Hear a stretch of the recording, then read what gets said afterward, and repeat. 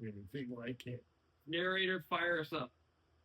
Down at Osney Mead in Oxford lived the carpenter of Oswald, a crusty old misery just like him over there. But he had married a pretty young thing called Allison. Now, everyone was in love with Allison. She was as pert and as pretty as a squirrel up a tree. Though, to tell the truth, she should not have flirted so much with the men. Most of the time, she was only joking, like with poor Absalom, the clerk. But Absalom got quite the wrong idea. He was all set to elope with her whenever she said the word. Nicholas was a different pot of jam.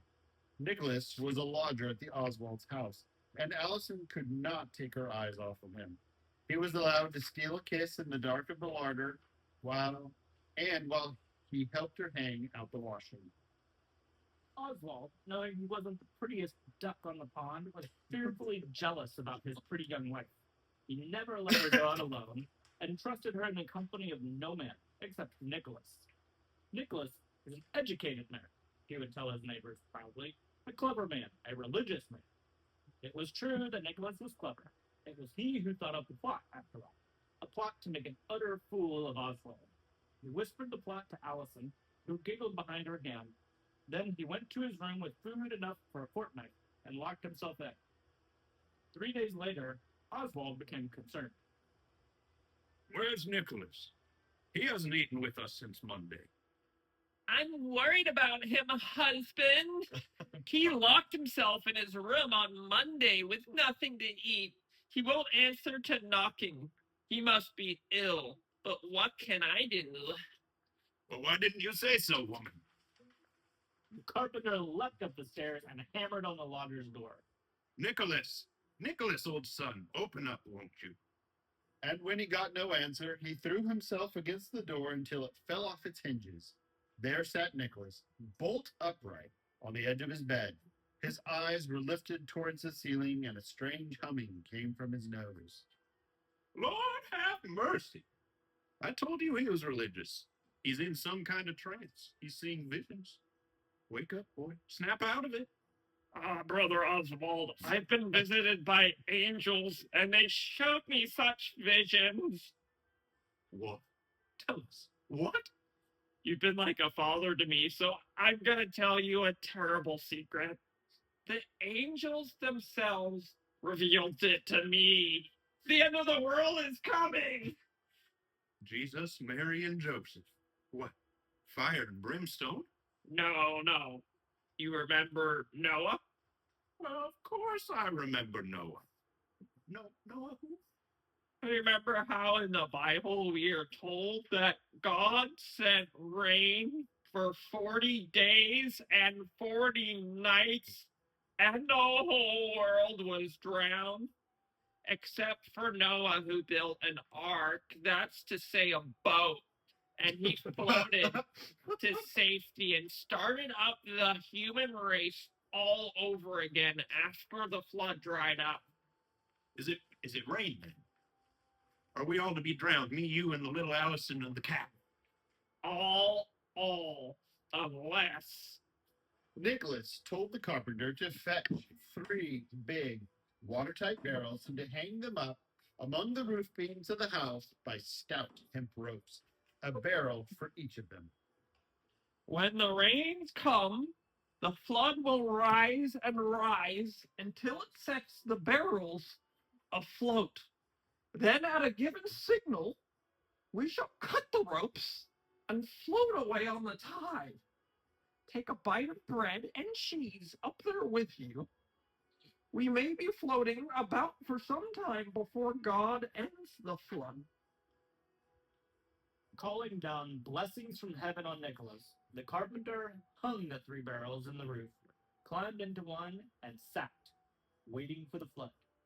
When after an hour or so it got boring waiting for the flood, he dozed off and dreamt he was ruling the empty world with Allison on one side of his throne and Nicholas on the other. Down below, Nicholas and Allison fell into each other's arms in fits of helpless, silent laughter. They sat on the settle and held hands and kissed and carried on until the darkest hours of the night, when the whole town was asleep. A sudden soft tapping on the shutters made them both sit up with a start. was followed by a quiet, high-pitched Coo! Allison, it's me, Absalom. Allison, sugar pie, honeybee, baby bubbles, chickadee. Give me a kiss, won't you? Everyone's asleep but you and me. Even the moon's hiding herself tonight. Now we can steal a kiss, can't we? What shall I do, Nicholas? He'll wake Oswald. Has the flood come? Is it time yet? No, dear. Go back to sleep. What shall I do? I suppose he must have a kiss. Dearest boy, how I've longed for this moment. But close your eyes. It's not fitting that a woman should be seen in her night clothes, even on the darkest of nights, and even by one she loves so dearly. Nicholas leaned out of the window to plant a kiss on Absalom's waiting lips. Allison burst into such a fit of giggles that she had to stuff her apron into her mouth, and still the laughter snorted and snuffled in her nose. Down in the street, Absalom heard the giggle, felt Nicholas's beard tickle his chin, and guessed at the truth. He danced off down the road with such a heat of temper that his vest was all but scorched. But not one sound escaped his lips, only silent, wicked curses. Allison, dearest, that one kiss has fired such love in me that I shan't sleep a week without you. Kiss me again. Oh, make him be quiet, Nicholas. This must be the last, dear heart. Now close your eyes, won't you? You may kiss me now. Absalom edged to the windowsill and proffered Absalom the seat of his pants. Absalom was waiting for him. He had been to the forge and heated a branding iron in the blacksmith's fire. Now he stood brandishing it like the devil with his pitchfork. And as Nicholas's trousers came through the window, Absalom lunged. The scream could be heard in Banbury. Up in his barrel, the Oswald woke to hear a noise very like the end of the world. Water! Water! It's come. The rains have come. The carpenter cut through the ropes, tying his barrel to the roof, thinking to float away. He dropped like a stone, right on top of the settle, his wife, and the lodger. The cat leaped out of the window. It found the street full of neighbors tumbling out of their beds and out of their doors to find the cause of the commotion. The neighbors found Oswald, Nicholas, and Allison, the settle, a barrel, and a plentiful supply of bread and cheese, all squandered in a heap. It's the end of the world. Swim for your lives. There we go.